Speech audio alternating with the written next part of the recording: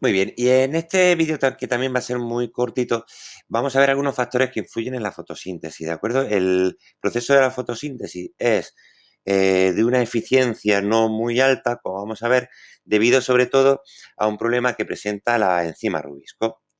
La enzima Rubisco, recordamos, que es la encargada de fijar el CO2 en el ciclo de Calvin. Es muy importante que, si no os acordáis de eso, lo miréis o lo repaséis, porque si no, no vais a entender de qué estoy hablando, ¿vale? Entonces, la Rubisco fija el CO2 en la fotosíntesis y entonces de esa manera se puede dar el ciclo de Calvin. ¿Cuál es el problema principal? Pues que la Rubisco tiene una doble forma de actuar. Aparte de como carboxilasa, que es decir, es como fijadora de carbono, también puede actuar como oxigenasa cuando la concentración de CO2 es baja respecto a la concentración de oxígeno. Esto significa que una planta en presencia de mucho oxígeno, su rubisco, su enzima rubisco, no va a fijar dióxido de carbono, no va a fijar el carbono. Se va a dedicar a realizar un proceso que se llama fotorrespiración, que en ese caso lo que hace es fijar el oxígeno. Es como la respiración en la que utilizamos el oxígeno, pero en este caso utilizamos el oxígeno para, al final, digamos, romper su sustrato, que sigue siendo la ribulosa, unos 5-bifosfato, pues esa molécula de 5 carbonos la rompe en una molécula de 3 y en otra de 2 carbonos. Es decir, que nosotros lo que tenemos es que, como siempre, tenemos a la ribulosa, eso no cambia, ¿vale? La ribulosa 1,5-bifosfato, que es el sustrato de la rubisco. Esta tiene 5 carbonos. ¿Vale? Pues entonces, si tenemos mucho oxígeno, en presencia de oxígeno, ocurre que la rubisco, en vez de fijar el carbono, lo que hace es utilizar el oxígeno para formar una molécula de 3 carbonos y otra molécula de 2 carbonos.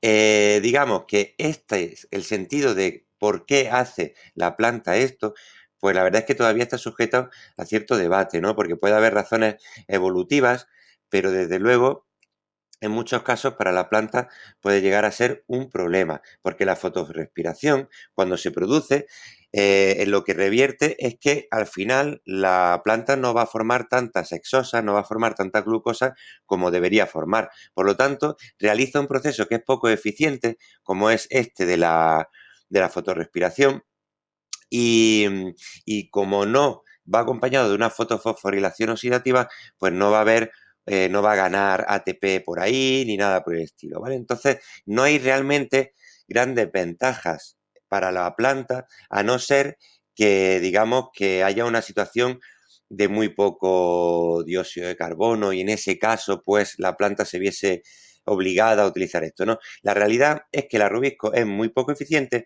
y las plantas suelen tener muchos problemas. Por ejemplo, las plantas que están en un invernadero tienen que tener un buen sistema de respiración. ¿Por qué? Porque la planta, uno de los problemas que tiene es que si una planta lo que realiza es la fotosíntesis de manera normal, como es lógico, mediante la fotosíntesis lo que va a hacer es producir oxígeno. Entonces, si nosotros estamos en plantas de vivero, en plantas de invernadero que no tengan una buena corriente de aire, pues lo que va a ocurrir es que este oxígeno se va a ir acumulando, va a ir aumentando su concentración y si aumenta la concentración, la planta en vez de realizar la fotosíntesis, pues va a pasar a realizar la fotorrespiración y eso le provoca pues serios daños, por ejemplo, en el crecimiento, plantas de menor crecimiento. Así que ese es uno de los factores. La concentración de oxígeno no debe de ser muy alta para que las plantas funcionen bien. Si la concentración de oxígeno es demasiado alta, las plantas no van a funcionar bien. También tenemos, digamos, otro factor que muchas veces está en relación a la humedad o a las características climáticas en las cuales las plantas pueden desenvolverse. En función de eso, vemos que no todas las plantas son iguales, ¿verdad? Nosotros nos fijamos, por ejemplo, en los cactus, que son muy distintos, ¿verdad?, a un árbol o a una planta herbácea, con esas púas, necesitando tan poquita agua, con esas raíces tan distintas. Eso es porque hay plantas que están adaptadas a distintas situaciones, ¿no? Entonces, como nos dice aquí, las plantas fabrican glúcidos a partir de CO2. Eso es lo que se dedican ellas. Y a partir de eso, pues ellas pueden hacer el catabolismo de los glúcidos. Y esos glúcidos lo han conseguido a partir de una materia inorgánica como es el CO2. ¿Y eso lo hacen dónde? En el ciclo de Calvin, ¿verdad? Muy bien. En el clima más templado, en los climas más templados, se fija el CO2 directamente en moléculas de 3 átomos de carbono, directamente, ¿no? Digamos que esa exosa hipotética que nosotros tendríamos en mente, pues en realidad en las plantas C3 lo que ocurre es que lo que se produce es directamente una triosa, por eso son C3. Otras, en cambio, de climas que son pues más cálidos, ¿vale? Por ejemplo, como dice, donde se pueda cultivar, ¿vale? Plantas como el maíz o la caña de azúcar, estas plantas asimilan este CO2 fijándolo en moléculas de 4 carbonos, ¿vale? Es también un glúcido, es también un monosacárido, pero en este caso son tetrosas. Por ejemplo, aquí tenemos uno, el oxalacetato o ácido oxalacético. No sé si os suena, debería sonaros, porque es un intermediario del ciclo de Krebs. ¿Vale? Entonces, pues ese glúcido, fijaros que bien vendría para la planta, porque podría utilizarse como intermediario luego del catabolismo de los glúcidos. Estas plantas, como os podéis imaginar, pues se van a llamar C4, ¿vale? Y luego tenemos otras, que son las plantas CAM, que no las tenemos aquí, que son plantas, vamos a buscarlo para que por lo menos lo sepáis, ¿vale?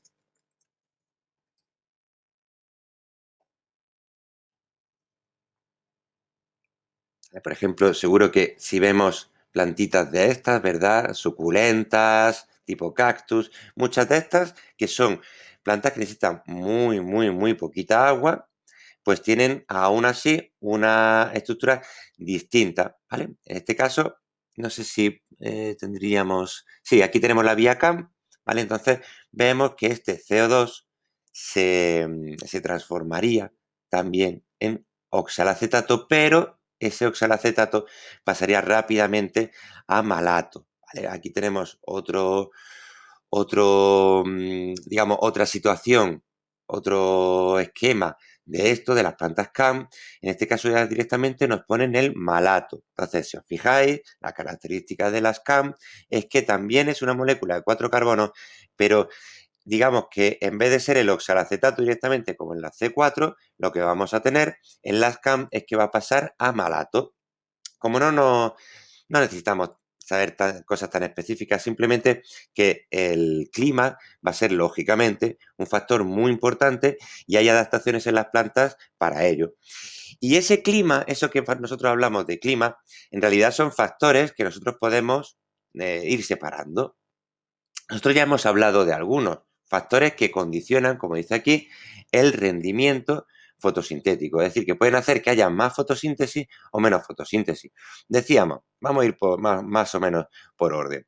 Decíamos, hablamos del CO2 frente al oxígeno y decíamos que si hay una alta concentración de oxígeno, lo que ocurre es que baja la fotosíntesis. La fotosíntesis es de menor, su actuación, su volumen de actuación es menor. ¿Lo vemos aquí en la gráfica? Pues efectivamente, cuando tenemos más de oxígeno, vamos a tener menos fotosíntesis. Esto es la asimilación de CO2, es decir, el proceso, el ciclo de Calvin. Si tenemos mucho oxígeno, el ciclo de Calvin va a ser menor respecto a menores proporciones de oxígeno. Muy bien. Por contrario, ¿verdad? Si tenemos mucho CO2, es lógico pensar que tengamos mucha fotosíntesis, ¿verdad? Pues si os vais fijando en la gráfica, veréis que es así. A mayor, ¿vale? Lo que tenemos ahí, aquí es la concentración de, de CO2 respecto al oxígeno que está formando, ¿vale? Bueno, podían haberlo elegido respecto a asimilación, bueno, no lo sé. Lo tienen respecto a esos valores y vemos, ¿vale? Que a mayores concentraciones de CO2, la gráfica va aumentando. ¿Qué tenemos aquí también? Que tenemos por aquí algo, ¿verdad? Estos lux, ¿qué serán esos lux? Pues esos lux o lumens, pues son unidades de luz. Entonces, aquí es que nos han mezclado tres variables. Tenemos, por un lado, que Cuanta más concentración de CO2 suele aumentar, por ejemplo, ¿no? Le vamos añadiendo, pues va aumentando, aumentando, aumentando el proceso de la fotosíntesis. Hasta ahí, de acuerdo. Esto es a una unidad de luz determinada, a 123. ¿Qué ocurre? Que con la misma cantidad de CO2, si nosotros tenemos menos luz disponible, la fotosíntesis va a ser menor, va a ser de menor potencia. Y si tenemos menos luz, pues de menor potencia todavía. Y si vamos bajando la luz, nos va a dar igual cuánto CO2 le metamos, que como no se puede realizar la fotolisis, del principio no se realiza la fotosíntesis. Si os fijáis, no cambia apenas el CO2 si tenemos tan poquita luz. Muy bien, pues hemos visto los dos factores que habíamos visto antes. El CO2, que es directamente proporcional a la cantidad de fotosíntesis que realizamos, y el oxígeno, que es inversamente proporcional a la cantidad de fotosíntesis que formamos. Muy bien. Más factores que tenemos. Seguro que os lo podéis imaginar bien, ¿verdad? Lo tenemos aquí. La humedad y la temperatura son dos cosas que también le afectan mucho a las plantas. Eso lo sabe cualquier persona que haya tratado con ellas. Entonces, sabemos que en general, las plantas necesitan humedad. Por lo tanto, a mayor humedad, en principio, ¿verdad? Deberíamos tener mayor fotosíntesis. ¿Cuál es el problema? Pues que esto sí es cierto. Al principio, como veis en la gráfica de abajo, va aumentando. Sí, sí, es verdad. Pero llega un momento en que, por más humedad que le demos, imaginaros que esta humedad estuviese en porcentaje, yo qué sé, y hubiésemos llegado al 50% de humedad relativa en el ambiente. Pues a partir de esa humedad, por encima, no trae casi ventaja, ¿verdad? Fijaos qué poquito aumenta. Incluso si nos fijásemos un poquito más, venga, pusiésemos que este fuese un 60% de humedad. Pues a partir del 60% de humedad, todo lo que añadamos de humedad no va a aumentar la fotosíntesis, con lo cual no deberíamos no deberíamos ponerle más humedad, que esa es la que ya he encontrado la intensidad máxima, porque además, cuanta más humedad, más probabilidad de que haya otros parásitos como pueden ser los hongos, ¿verdad? Por otro lado, vamos a seguir viendo más factores. La temperatura. Pasa lo mismo. La temperatura, en general, ¿verdad? Pensamos que cuanta más temperatura, pues es lógico que vaya aumentando la realización de la fotosíntesis. Pero no tenemos que olvidar que aquí se utilizan enzimas. Por ejemplo, la rubisco. La rubisco es una enzima y por lo tanto, si es una enzima, es una proteína. Por lo tanto, va a tener una temperatura óptima. Por ejemplo, en este caso la tenemos aquí, una temperatura de 35 grados centígrados, es una temperatura óptima por debajo de la cual se consigue menor rendimiento, pero por encima de la cual también se consigue menor rendimiento. Entonces, si tuviésemos un cultivo de tomate, de lo que fuese, pues sabríamos que necesitaría una temperatura. Pero si tuviésemos un cultivo, yo qué sé, de habas, de rabanillo, de algo que sea de frío, pues sabemos que esa planta no va a tener el óptimo en ese momento. Seguramente esa planta tenga el óptimo a una temperatura más baja, como podríamos tener aquí, por los 25 grados centígrados que tenemos aquí. Entonces, este es el óptimo de otra planta que su enzima rubisco está adaptada a esa temperatura en concreto. Simplemente es eso, ¿no? Bueno, la rubisco o la enzima que comentemos. Yo utilizo simplemente ejemplos que son sencillos para vosotros porque los estamos viendo a diario, pero no significa necesariamente que en cada ejemplo que veamos pues sea la rubisco. Es un ejemplo simplemente de enzima. Y como ya habíamos visto, la temperatura siempre afecta a todas las proteínas, pero también había un factor más, ¿verdad? Que no lo tenemos aquí. El pH también va a ocurrir igual que con la temperatura. Vamos a tener un pH óptimo por debajo o por encima del cual la actividad va a ser menor porque las enzimas se desnaturalizan, no actúan igual de bien. Intensidad lumínica, que la habíamos comentado antes, pero también tenemos aquí una grafiquilla para ella sola, ¿no? Bueno, nos volvemos a lo mismo. No es lo mismo un geranio, una petunia, que un poto, porque unas van a ser plantas de sol que necesitan pues una cantidad buena de sol directo y otras plantas pues son plantas de sombra, eso que llamamos plantas de interior, que pueden vivir pues a veces incluso en un rellano de una casa, ¿verdad? Necesitan poquísima luz. Entonces, claro, pues su situación respecto a sus necesidades van a ser distintas. Como vemos aquí, siempre va a pasar lo mismo. En una planta de sombra, lógicamente va a necesitar menos intensidad lumínica para conseguir su máximo de intensidad fotosintética. Por ejemplo, aquí lo tendría, imaginaros, a un número, me lo invento, a 100 lumen, ¿vale? Entonces, si nosotros le damos más luz, esa planta de sombra no va a tener mayor producción, va a tener exactamente la misma, porque ya ha llegado a su máximo, porque no está adaptada a una gran cantidad de sol. En cambio, una planta que llamásemos de sol va a tener su máximo a una intensidad lumínica distinta, imaginaos, yo qué sé, 200. Entonces, claro, si estuviese en 100 lumen, esta planta de sol va a tener muy poca actividad. Fijaros, va a tener muy poca actividad. En cambio, a su óptimo va a tener muchísima más actividad. Aparte, ¿verdad? No se os pasa por alto que la planta de sol va a tener más producción siempre en general que la planta de sombra, es decir, que su intensidad fotosintética va a ser mayor. Eso no cambia, es decir, una está adaptada al sol y otra a la sombra, pero la fotosíntesis necesita sol. Le da igual si esa adaptación es de un tipo o de otro. Entonces, si no tiene suficiente luz, no va a realizar la fotolisis del principio, por lo tanto, no va a realizar fotosíntesis. También el tipo de luz, la longitud de onda, ¿de acuerdo? Esto es algo muy, muy, muy, muy importante y, y que cada planta también tiene sus características. Nosotros recordamos que una planta en general necesita luz roja y luz azul, porque el espectro verde de la luz blanca pues no lo absorbe, lo refleja y por eso vemos a las plantas verdes. Bueno, pues nosotros, si tenemos aquí un espectro de luz roja y un espectro de luz azul, pues si lo tuviésemos aquí desplegado en una gráfica, pues veremos que a distintas longitudes de onda va a tener distintas actividades. Por ejemplo, a esta longitud de onda tiene aquí un máximo y a esta longitud de onda tiene otro máximo. Vemos aquí que este es un poquito mayor. Esta longitud de onda más corta le viene mejor que esta longitud de onda un poquito más larga, pero igualmente son las dos bastante altas. La que no le viene nada bien es esta, por ejemplo.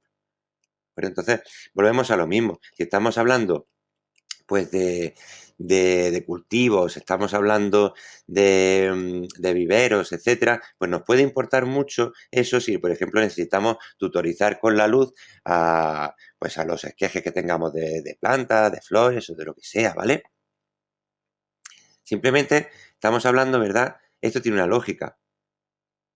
Si estamos por aquí, ¿vale? Como nos dice aquí, al disminuir la longitud de onda, se produce una mayor absorción de energía.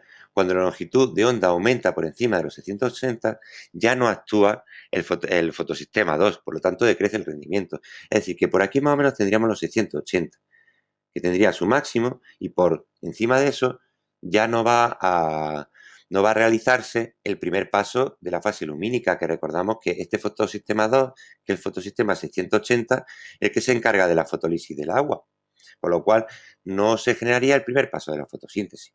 Pero entonces todos estos factores van a influir y muchísimo a las plantas, porque las plantas no tienen estrategias evolutivas como por ejemplo podríamos tener los mamíferos para adaptarnos a la humedad del exterior, etcétera. Ellas están muy expuestas y por eso es tan importante que tengamos en cuenta sus necesidades. Muy bien, pues hasta aquí tenemos los factores. En la siguiente sesión vamos a hablar de la quimiosíntesis para terminar o ir terminando, mejor dicho, el metabolismo. Veremos que esto que ya hemos visto anteriormente es lo crucial. Ahora simplemente vamos a dar algunos detalles de otros procesos del metabolismo que tenéis por lo menos que dominar así de manera general para que no os pillen de sorpresa y sean familiares, pero lo grueso, grueso ya lo hemos pasado. Venga, muy bien. Hasta el siguiente vídeo.